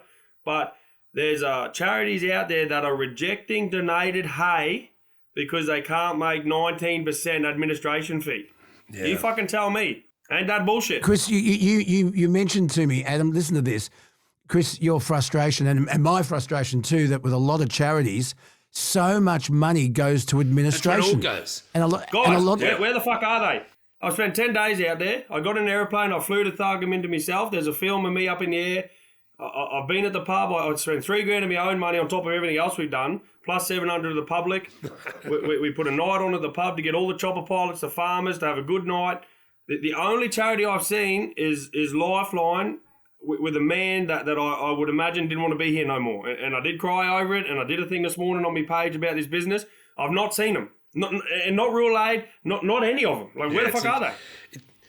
If you're paid $200,000-300,000 to be a CEO, and you're in a car that donated money buys you and donated money pays for your fuel bill, get in your car and go see these towns and be a face. Go put your gumboots on. Yeah. Like, I went to making mattresses today to try and get some donated mattresses for Thargomindah. The general manager there said, "Oh, why do you want donated stuff? Like, what's wrong?" I said, "Do you not know about the flood?" No. What? Like, this is a catastrophic fuck up, and no one knows. I mean, it's been going on for ages. Like, I got a dear mate of mine who went through the first Lismore floods, and all her family were up there, and she was living down in Sydney at the time. So we did this massive charity drive, and I think we got up near 15K, and so we said we're going to buy clothes, we're going to do all this, we're going to buy all this shit, and we're going to drive it up there, and we're going to start divvying it out. And we got about halfway up there, and we were told you can't go in there. And we said we've got 3.5 trucks full of shit to give people, dry clothes, mattresses, bedding, toiletries, all this stuff that we'd raised money for and bought. And they said, no, you can't go in there. And I said, all right, can you get someone to take it in there? Like, surely someone's going in and out. And they said, no, we can't do it. We don't know who you are. We don't know where it's from. And we're like, come on, like, it's like you said, it's an absolute catastrophe what happens up there and how isolated people are because no one gives a fuck. No, and I honestly don't, guys. Like, on Saturday night when I held this thing at the pub in Quilpie, besides being lonely, like, there's no help. Like, the government are trying, and they are, but now you to get your $75,000 grant, you got to spend $75,000, and then we'll give you the money back. Well, these privately owned little farms that are trying to hang on to land that big corporate people are swallowing up, their money comes now because we're the end of the wet season. The cattle are fat. Like the people that I'm with at Quilpie do an amazing job. They had 54 decks booked in their spelling yard. These people, fat cattle, go now to get sold and they get their money. Well, where's the money now? But yet you go Thailand. Let's just give them money. Who gives a fuck? But the Aussie Australian that actually holds this country together, like, we don't care. It's true. I don't mean to be politically wrong, but that's just you're right. You're right. It's because the majority of Australians live in big cities and sit around drinking fucking lattes when the real people who are feeding us and feeding us the burgers and feeding us what we need are out back, and it's like it's out of sight, out of mind, isn't it? Well, I've got a challenge for you two. You obviously live in the fucking big smoke, one in Sydney, one in Canberra. When you go to Woolies tomorrow, go up to everyone and say, where does your beef come from? I bet you those dumb fucks will say Woolworths. Exactly. Where does milk come from? Oh, a carton. They got no idea. Like, how can a general manager of a store in Brisbane not know about the flood? Like, there's got to be answers here. I don't understand it. It's like it is. It's like, I mean, I've been guilty of it, living in your own cushy world. Like, everything's fucking beer and Skittles, and sometimes you don't think about what's happening out there. But it's blokes like you that need to tap us on the shoulder and say, pull your head in. This is what we need to do. Listen to this. But it's not. It shouldn't be me. It should be the media. Yeah. Like, isn't this why we have media? Instead, who cares? And I'm not being disrespectful, guys. Please, let's make this clear. But who cares about, like, Ukraine and all that stuff when we don't even look after our own country? Like, listen, if we were a country that always looked after each other, let's look after. But like my dad's bred into me, charity starts at home. Did you know? No, you can't be a man that's going to give to the world if your own home's a shitbox. Listen to this. There was a study which surveyed 1,601 Australian children aged between 6 and 17 years. Listen to this. 92% did not know that bananas grew on plants. Researchers also found that 6 in 10 children are unaware that herbs such as mint grow in the ground. They don't know where milk comes from. They think it comes from milk comes from a carton. We're like boys, you're a lot older than me. I'm only 32. But any of these Albo, I think Dutton might be a good man. Johnny Howard was the last man that I can remember that was any good. Like, I thought we had a good country then. You know, I was only a kid running around fucking naked on a push bike. But any of these people that say we have a better country today, how the fuck are we better? How are we better? You're right. You know, we have men that can identify as fucking cucumbers and kids and teachers that can identify as cats in Sydney and piss in a cat piss truck. If I said to my dad, hey, Dad, I'm now a cat, he would strip me, flog me, kick me outside and feed me some fucking whiskers. Exactly. Like, that's the fucking truth. But yet society now says, hey, it's okay to be a fucking cucumber. Yeah. I'm with you 100%. I'm with you 100%, mate. 100%. And he'd take you to the vet and have you neutered. That's right. Put a bit of flea shit on the back of me fucking head and a mint and a fucking tick collar, and away you go, motherfucker, outside. Kris Jennings is with us. Yep. If you got little ears anywhere around, obviously by now you would have blocked those little ears, but I'm not going to change the way this guy is because he just talks from the heart and I love it. Adam grew up as an army brat. His dad was in the military. So you're one of me, bros. So you're Kris, one of it's me. like there's two ways to do two ways to do things. There's the wrong way or Dad's way, and that was all there is. There's only two colours in the world. There was mission brown and khaki green. It was, and I got a lot out of it. You know, like I was a bit of a rat bag through my teenage years, but thinking back to all the shit that my old man instilled in me, made me the guy I am. Like, you don't fuck around. Just one question: do you love your country? Absolutely. Like my memory of a childhood is 6 years old, cruising around the Darwin RAF base in my jocks, all naked. Jazeen Barracks in the 2000. I sat up on the hill, watched the Millennium come in. Like, I used to go to Harvey's Range training ground, and we used to get to shoot guns and go in tanks. Like I've had the best. Like, but you can't do that anymore. No, you can't. And like we've got soft. We've got soft, and society's got soft, and we have Bin Laden to thank. Yeah, we grew up with Dad's rifles over the mantelpiece, and it was interesting. 100%. Interesting because, as you know, you got to move military bases, and so you always move in a little group where there's always families, like the Army Marine Quarters. So it was the Army. Yeah, we had 10. There's 10 of us. Us and 9 families. My whole life. That's what, everywhere. Darwin, Townsville, Melbourne, Wodonga, Darwin. That's how we lived. Puckapunyal, we did them all, and I really love the fact that it was us versus the world. Fuck yeah. And I remember when we first moved to Sydney, we moved into the lower North Shore of Sydney, a place called Willoughby. Loads of money, and then all of a sudden, all these army brats are there, and it was us. Like we tore the place apart. Like I'll be honest, they didn't know what fucking hit them with us army brats. It was unreal. And I'm still to this day. I'm 48, and I met my mate Phil Fulford when I was 12. And no word of a lie, we have a beer every 2 weeks, either on the phone, on Facebook, but every 2 weeks because that's the sort of mateship you made. Like, he's me mate. I don't need new mates. I've got my mates. They're my mates. Hey, we've got Anzac Day coming up, and there was a school in Sydney where a group of Christian students. Oh, here we go. Fuck 'em. I'll try and get this out. A group of Christian students and their parents, they did not want to have to go to an Anzac Day school ceremony, and they petitioned. And I was asked my opinion, and I said, well, that's the democracy that my pop, who fought at Villas Bretno, fought for. Their right to be able to say, no, they don't want you. But my main point on that is I don't think those kids have been educated as to the importance of Anzac Day. They reckon that Anzac Day is about celebrating and glorifying war. It's not. No. What's Anzac Day to you, Kris Jennings? A day that we remember for all the men and women that gave their lives for what we are meant to have today. I've got a boy. My boy's 17, and we have not missed an Anzac Day together. And he knows, like, it's not even are you going to come to Anzac Day? He's like, where are we going, Dad? Like, he knows. And that's like we got a group of boys here in Budesit, and we go to the early morning service. Yeah, the dawn service. And then we go to the RSL and play tour. But see, my old man, he doesn't celebrate it no more. He doesn't. Why?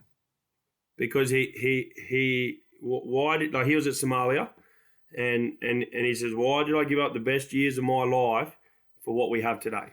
Yeah, it'd be hard, wouldn't it? I am an ambassador for a charity called Wounded Heroes, and it's run by a bloke called Martin Shaw, who does not take a cent. He does it out of... But like Ben Robert Smith, look what that poor man's going through. Martin Shaw, Wounded Heroes, and please, woundedheroes.org. What we do is we find money, emergency money, for people, for veterans who have served overseas and have come back with their heads completely stuffed up. We even still have Vietnam vets on our books that we look after. And we get them groceries, we find them a motel for a night, we get them mental health help. The mental health issue has just not been addressed, and it really upsets me. Wounded Heroes, folks, please look it up. And they've got a coffee coming out, and all proceeds go to this charity. And he does it out of his own pocket. He's not on a wage. Look it up, Wounded Heroes. And if you want to buy a really good brand of coffee, the proceeds go to a very, very good cause. But what strikes me is the way so many of these return service men and women, Somalia, Timor, Afghanistan, and Vietnam even, they're not looked after. They've just been forgotten. It breaks my heart. One of my old man's best mates that he went to Vietnam with, when we buried Dad, Big Ernie was there, and I had a couple of quiet beers with him because I was quite distraught. And he said to me, Adam, you got to remember it's really hard being a soldier when you're not a soldier. And it really sunk in, because that's what, like, they were career soldiers. Like they joined up when they were 18, 45, they're still in the military, and it's really hard. Once you get out, you spit out. What do you do? Like, become a copper?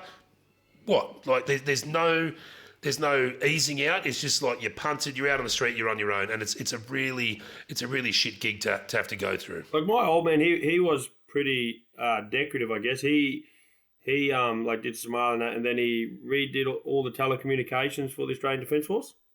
Like, he went down to RMIT in Melbourne. He's got a big plaque from the Queen, and then he got out of the army because he said it lost its mateship. Like, I think he did 28, 29 years, and like when he was a boy and he got in, I guess he'd tell me, you got into the army because you loved your country. We're mates. We're going to war. Yet today's day, that Dad was talking to me about, well, what do you want to be in the army for? I want to shoot guns. Yeah, So he got out, and then he actually got in there and was one of the fellas that like come up with directional drilling. So my old man left the army and got big into mining, and then when he left mining, he was the CEO of Greco International in China.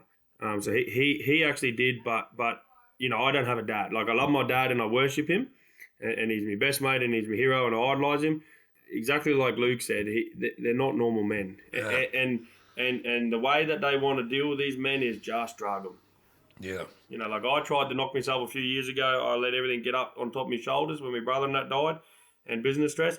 It took me best mate, like you said. He's been my mate since I'm 15. My initials are his initials back to front. He's the godfather to my daughter.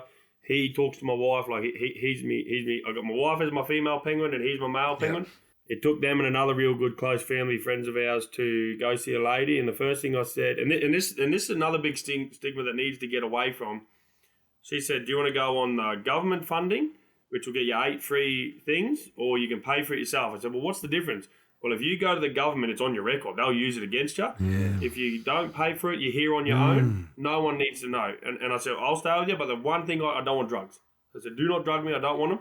And I'm the biggest advocate for hardened men, because it's like frowned upon not to talk. Like, you got to talk, guys. Otherwise, we end up in a box. Yeah, absolutely. I'm a big adversary of that. Especially because I moved down to Canberra. I got married, moved down to Canberra, and the marriage went to shit. So now I'm in the middle of bumfuck Idaho. I don't know no one. And one of my best mates, Rory, like he would call me every Friday night. And, "Are you all right, mate?" Yeah. Just go easy on the drink. Just, "Are you right? What's been happening?" And it's just, it doesn't matter. He calls up and talks about how shit my Newcastle Knights are going. Doesn't matter. It's someone talking to you, so you know you're not by yourself. And I've got 3 or 4 people in my life that have been really, really good like that have saved my ass. My son, who's 34 now, some time ago. He said that he will come on the Man Cave, Adam, down the track. He said he will do this, but he realised when he was 19 that he needed help. And I'm so proud that he went out and found someone. He found a lady, a psychologist that he clicked with, and he's still in contact with her today just to say hello. But he got help because he said he felt like driving down the highway and turning left into a tree at one point. And I was very distressed to hear all this. I drove from Brisbane to Gundawindi, just switched off, thought about putting my big ute into a tree a million times, and then I got home and I did try to put a knife through my wrist. Wow. I'll own it. Thank God it never went down because I got my daughter still here and I love her to bits. But like, you got to talk. Yeah. And this is the biggest thing I like about the bush now. You know, these men have lost generational of cattle and sheep and they feel alone. Like, they're in trouble, but you just, you know, like Australia wants to, everyone wants to outdo each other. So imagine if there was no government that are going to hold it against you, there's no boundaries, and instead of putting like I met a real nice farmer the other day, David Wood. He's doing a scholarship through Grain Corp, and he's chosen men's mental health, and he's trying to change the whole stigma on it's weak to talk instead of saying it's actually the best thing. So you imagine, like, if you get a couple of these heroes that stand up and say, hey, this is what we've done, the next fella wants to be like them, you know what I mean? And then the next fella, and then all of a sudden everyone thinks, hey, this is pretty cool to fucking talk about. Yeah. Let's all get on top of this. I mean, But it's not good to be going to a funeral. And I've buried a couple of friends. My wife and daughter could have very well buried me. You look at like physically they're isolated. Like they're in the middle of nowhere. They're running these huge properties. Yep. They've got them and they've got their family, like maybe a missus and a couple of kids. But you know, you feel isolated, and then all of a sudden the government's not helping you out. You're a million miles from anywhere. Like it's just you'd be in despair. Like I totally get it. Yeah, I totally get it. But it's anywhere. There's hardened men on the coast here, hardened men in the defence force, hardened truck drivers. Yeah. Like I don't care who you are. Have that one person you can talk to. You know, and it took me to get there to realise this because I didn't talk. And like my last words were to my brother that I'll make you disappear. My next words were like I was kissing his head in the Toowoomba Hospital, smashed apart, dead, stone cold, got hit by a car on his motorbike. Like you got to talk. You know, like there's days I went to my camp, and I wish he was still here now. Like I'm good as gold, don't get me wrong, but with all this media stuff and what I'm dealing with out west, like if you follow my business page, this week was a rough one for me. But there's days I didn't want to go, and I left there so good. And there's days that I went there, I thought I was good, and I left there, you know, even better or a bit sadder. But she's on a break now, but I'd love to talk to her now. But you just got to talk and look after your friends. Like we all know our good mates. And if you don't know them, they're not probably your best mate. No, that's exactly right. Like lean on each other. Yeah. There's a song that I've played on my radio show, and we'll play a bit of it here. Adam, you've heard it 100 times, but just indulge me. Adam Brand and Matt Cornell, and it's called Our Church. Yeah. Old Wade Ballinger, he was a part of that about old mate that passed away at Willowbank. So you've heard the song. That's what that song's about. Well, it's also Matt Cornell, who helped write it. He was feeling really wretched. It was during COVID. He's a musician. He couldn't play anywhere. Everyone was locked down. And he was talking to Adam Brand, and there was another bloke that passed away that you just mentioned. Yeah. And so they get together in the same coffee shop up on the Gold Coast, and they talk, and they do it once a week, and it's their church. They're not religious. They're not religious. No. But when they get together, they say it's our church. Have a quick listen. Hey, Brandy.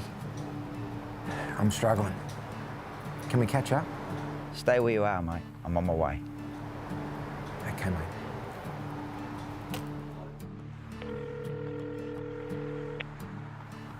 Hey, mate, our brother needs us. We'll meet you at the cafe, all right?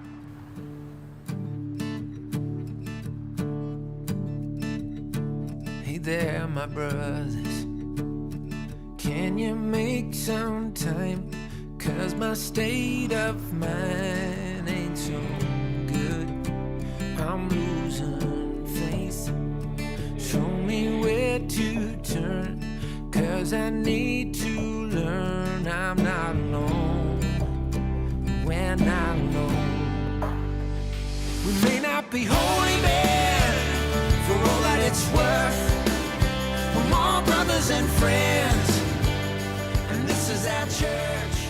Yeah, it's an amazing piece of music. Please look it up on YouTube, folks. Our Church, Adam Brand and Matt Cornell. It's a really powerful song. Have you seen the film? Have you seen the film? Oh, absolutely, yeah.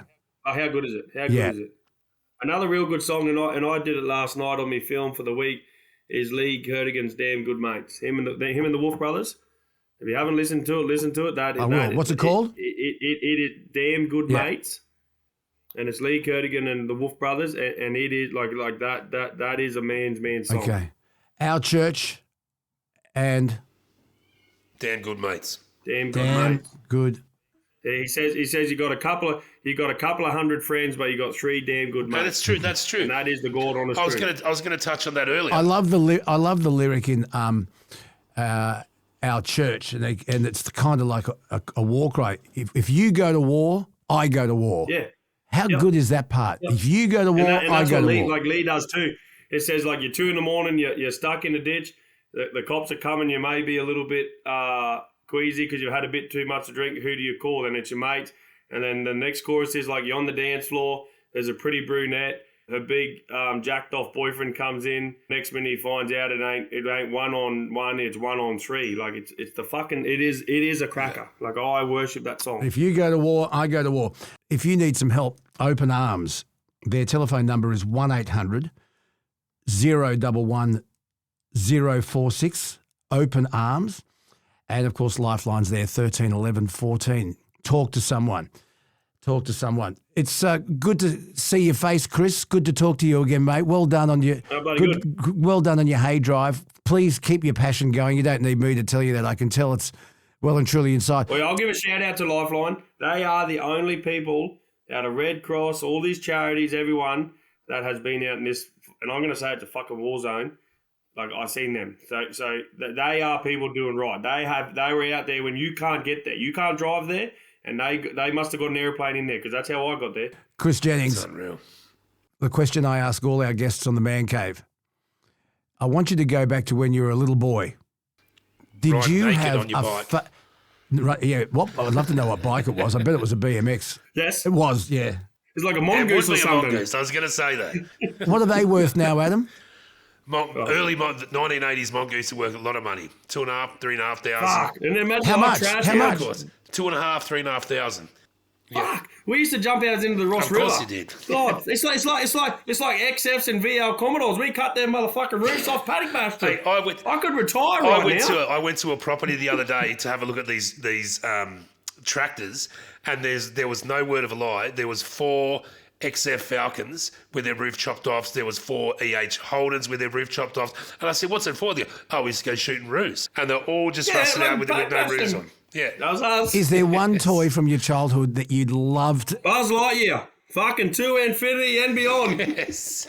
What's a Buzz Lightyear worth? There's still plenty around, aren't they? No, not early ones. Not original ones. What are the early ones? I had the little fella who's about that big, and he had his thing on, and then he had one arm like that, and then I'll tell you, my other best mate's called Woody, and he fucking looks like Woody, and he's got a paint horse on me cutting horse trade. His horse is called Rowdy, and his girlfriend's called Jessie. No, I'm fucking serious. Isaac Westerhouse, he's Westerhouse Performance Horses, a hell of a cutting trainer, been over the stage for the Dan Benwell, who's on Yellowstone and all that. We call him Woody, that is, and he looks like fucking Woody, and his girlfriend's Jessie, and she looks a little blonde lady, and then they have a paint horse called Rowdy. I'm not shitting you. I wonder, do they sleep in a cardboard box? Standing up. He don't even sleep. He just drinks beer, and in the morning has a coffee, then drinks beer again and keeps riding horses. He is proper cowboy. Buzz Lightyear, to infinity and beyond. Funny, because how old are you? What year were you born? 92. My son's 91. Yeah. And Jacob is exactly the same age as Andy. My son jumped off the Piermont Bridge at Darling Harbour, got arrested by the water police. A current affair were there doing a story on the shutout laws at King's Cross and how all the drinking had gone down to the other part of Sydney, right? So there's a news crew there. The water police have pulled him out of the water, and on camera, he asks one of the female arresting officers for her phone number. Yes. What a legend. I'm going to buy. If he's ever in Brisbane, give him my number. I'll buy that man a He beer. would love to meet you and maybe go shooting with you one day. Would you do that? We can do that. That's not a drama. But I like that. That's cool. That's gold. Yeah, but he jumps off the top of the Piermont Bridge, takes his shirt off, his shoes and socks, his wallet and his phone, jumps down into Darling Harbour, and his good mate up on the top of the bridge is filming it. I've seen the video. Gets arrested, goes all the way back up. His clothes are gone. His $800 and his wallet's gone. His phone's gone, and his best mate's gone. Welcome to Sydney. Welcome to Sydney. What's the worst trouble you ever got into, Adam? Oh God, where do I rip the scab off? We'll come back to you, Kris Jennings. The worst trouble you ever got into. I pissed on a tree at fucking Gold Coast, and they put me in a paddy wagon, and I held me little fella out the back of the paddy wagon, pissed on the police officer's toe, said he bashed me even fucking harder. That's mine. Beat that. I just got back from the territory. My mate said, let's go. And I need to wee, and there's no way you can wee there because you've got to line up to get in everywhere. So I thought I'd wee on the tree, and they threw me in the paddy wagon. I wasn't finished. So there's a little hole in the back, so I put it out there and pissed on the police officer, so he fucking bashed me. Were you charged? No, because they bashed you. They found a homicide when I got back to the fucking police station, but I thought I was in some trouble. But they didn't charge you. They just bashed you. Yeah, he bashed me dick. Probably why it doesn't grow much no more. He's too scared. He's like a turtle. Like a He's fucking always in his little a frightened turtle. Luke Boner, radio guy at Gmail. The worst trouble you ever got into but got away with. Send us your stories. What's yours, Adam? Come on. We went out a big night on the drink, and my mate lived in inner city Sydney, in one of those big apartment blocks that they had a swimming pool in the middle of it. So we all went for there was a couple of us, there was probably 5 or 6 of us, we all went for a skinny dip. And because I was the most bent out of shape, I was the last one out, and they locked me into the pool complex. So I put my jeans on, I'm dripping wet, and I'm just banging on every single door. The coppers come, and as I'm banging on the door, the copper opens it, and I hit him in the chest.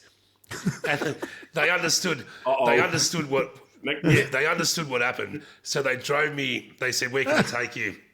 And I said, "Drive to my sister's house." So they said, "All right, we drive to my sister's house." And I'm still pretty loose. And as I pull out to my sister's house, I realised there's a family lunch that day that I was supposed to be at. So mum's there, auntie's there, all the kids are there, and I'm just. It was a scene, man. Like it was a scene. I like Chris's better. If you get a story that can beat Kris, please let us know. Luke Boner, is it that radio guy? Yes. Luke Boner, that radio. It's your show, bro. No, it's Kelsey's. Luke Boner, that radio guy at gmail.com. Kris Jennings, what an absolute pleasure. What a great Australian. And will you join us again? One day, let's talk, like whether it's on yours or here. But I want to keep pushing what we're doing in the bush because the media stopped. Like I said to Kelsey, Luke, I want an hour on a Sunday night on 60 Minutes or Channel 7. Like, get an aeroplane, I'll bring you out bush. Like this is catastrophic. I can't. I'll send you.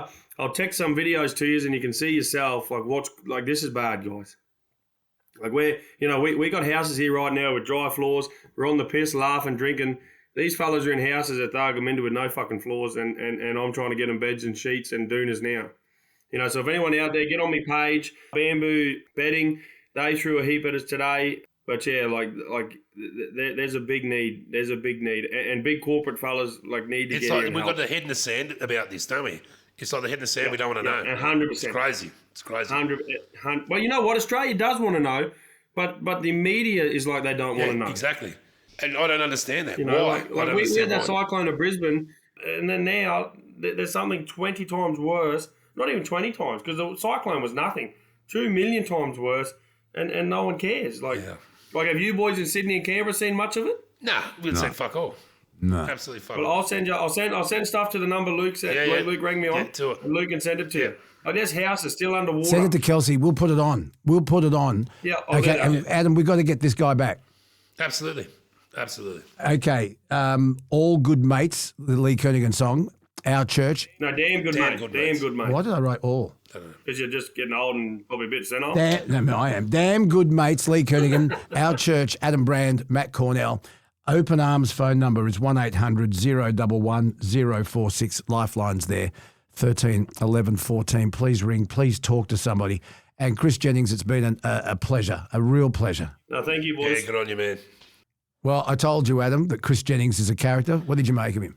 He reminds me a lot of my dad. Like, just you tell it how it is. If there's something wrong, you got to say it. Don't mess around with it. I love his colourful language. I love his passion. I really love his passion for what he's doing, and he's doing the right thing. And he hit the nail on the head where no one knows about what's happening out there. Like, no one knows. If you ask Joe Blogg in the streets, they'd say, "What? I don't even know what you're talking about." It's crazy. Okay, well, how about you and I together, and maybe we can get together with. I know that Jackie Lambie has told me she wants to get out to the bush and see what's going on. She also wants to come with me to see Bob Davis from Hard Yakka in Queensland, the reform camp. Maybe, Adam, I don't know, you're busy with work, but we'll try and do it so we can go together, eh? Yeah, we can. Like, I mean, I can juggle work. This is worth juggling work for. Like, I can put work on the back burner. Jackie Lambie would be great out there. Jackie be great out there. Well, we'll get Jackie Lambie. Yeah. We'll get Senator Lambie to take us so that the taxpayer can pay for it. Of course. Because it's only a reward if you're not in on it. It's only a reward if you're not in it. Adam McDonald, the Vice Captain of the Man Cave, another interesting episode. How do people get in touch with you? Adam@allbids.com.au. Anything you want to sell, anything you want to look for, any advice you want, hit me up there. Vice Captain, love your guts. Thanks, Skip. Thanks, Kels. Oh, God, stick around. A very special surprise guest is going to buzz in.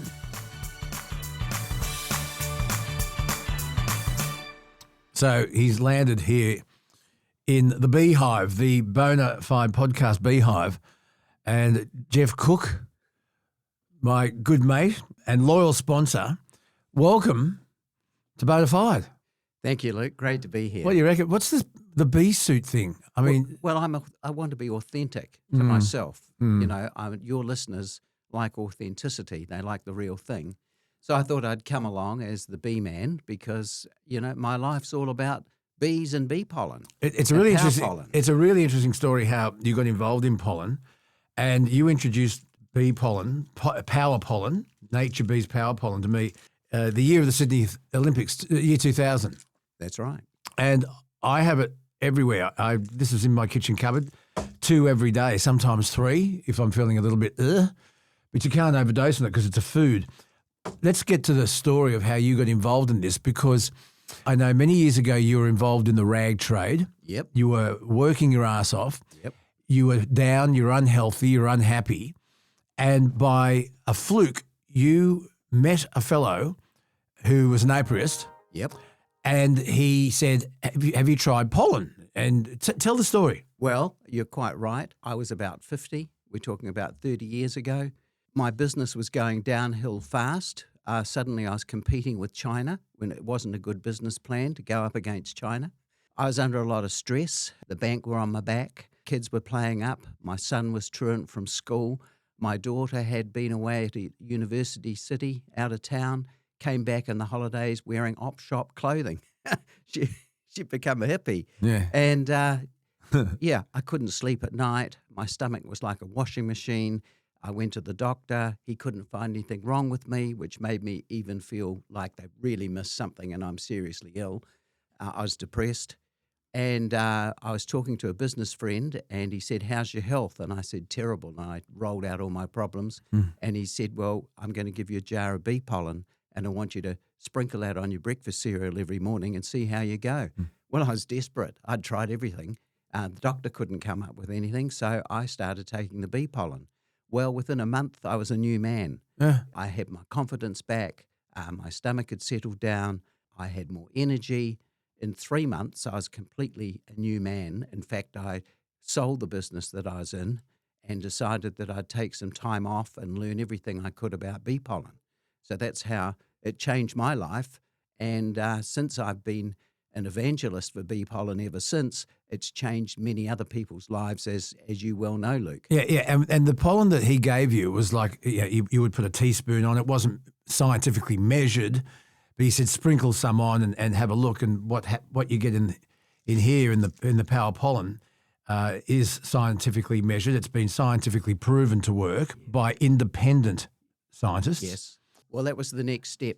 actually, because a few years later, I'd continued taking my bee pollen and I'd studied all I could learn about bee pollen. And a couple of years later, my son was at Canterbury University, and the Dean of Science there had come up with a process called potentiation. Which is a milling process. A milling process, Yeah. which unlocks the power of pollen. So, And- folks, so basically, if you look at pollen under a microscope, it's got a husk on it. Looks like a walnut.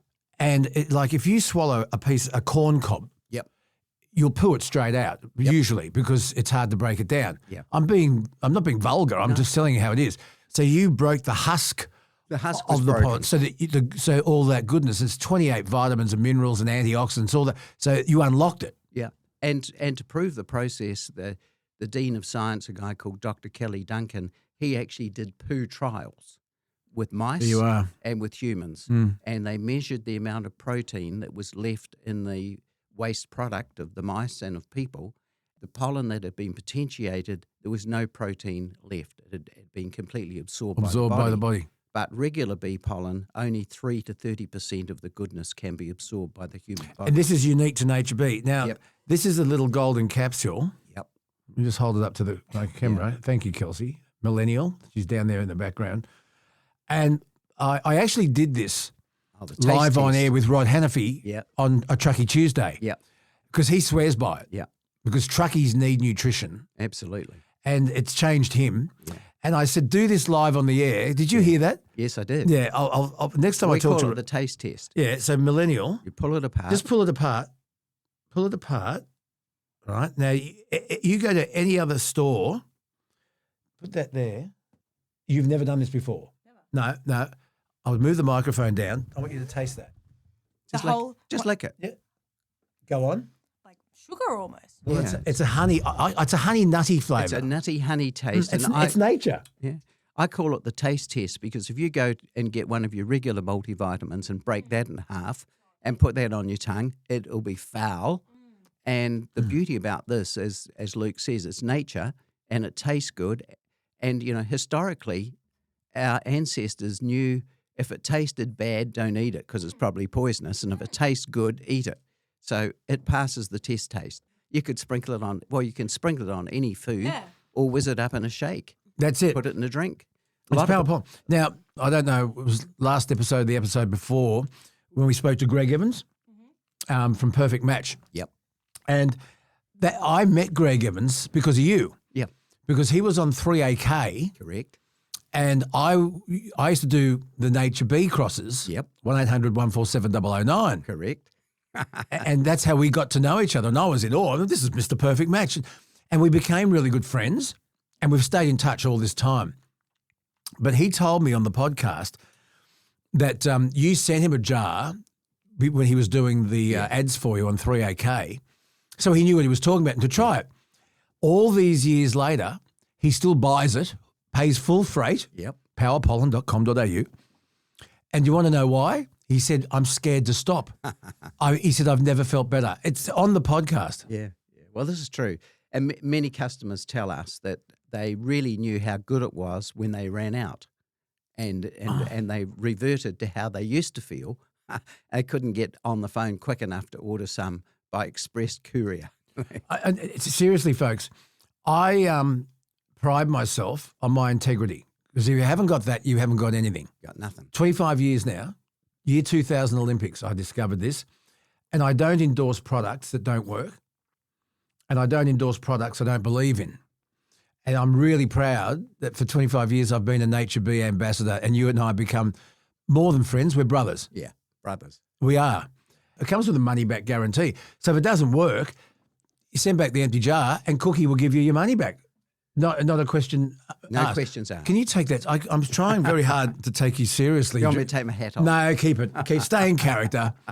Stay in character. How many people do you reckon, because people give you feedback. Yeah. And the money-back guarantee is there. I've looked at the feedback, not yours, mine, and everybody says it works, and people don't ask for their money back, they reorder. Correct. Yeah, about 86% of people who buy it for the first time reorder it. And we've got customers who have been with us since 1998 when we first started, still with us. Well, Cookie, good to see you. Great kind to of. be here. You- Shall I buzz off? But no, it is actually interesting because you're dressed as a bee, because you explained to me years ago how the bees are the hardest working critters on the planet, and without them, we're gone. We're gone. Because that means plants don't pollinate, and you need flowers to regrow. And we'd have no food. And we'd have no food. But they collect the pollen. They put it. So if you can imagine a long pair of cargo shorts that have little pockets up the legs, that's where they put it. Yeah, they've got 6 legs, and in each leg there are pockets, and that's where they put the pollen. So they buzz from flower to flower, collecting nectar, which they take back to the hive to make honey, and they collect pollen, which is the food that the bees eat, and they put the pollen in their pockets in their legs. When they fly back to the hive, our beekeeper has set a pollen trap, which is like a wire frame, and the bees have to scramble over the wires, pretty much like kids on a jungle gym at a play park. Some of the pollen falls out of their pockets, and that's what we collect. So no bees are harmed, and we don't strip them of their food. We just take the excess, and that's how the pollen is collected. And the boss is the queen. Yeah, she's the queen. She's definitely in charge of that hive. Well, I've got the queen of the podcast here, the millennial, the newly engaged millennial. Yeah, congratulations. There are other products we can talk about down the track. I wanted the shake, the pollen coming shake. Back. It's coming back. It's coming back as a full meal replacement. Look for that. Just go to powerpollen.com.au, 1-800-147-009. That's right, 1-800-147-009. Cookie, Jeff Cook, the founder of Nature Bee. Good to see you, brother. Great to be here. Now go and change. I'll buzz off. Yeah. And look, a reminder from Truckee Shane to all the caravanners and holiday makers. Please keep clear of truck parking bays over this Easter. Remember, you're having a holiday, but the truckies have to keep working. They've got a logbook that dictates when they can sleep, when they can't. So please, we all have to share the roads. So just keep that in mind this Easter and have a safe Easter. I want you all back because I need all the downloads I can get. And we'll be back next week with a bigger and better Bonafide with Luke Boner.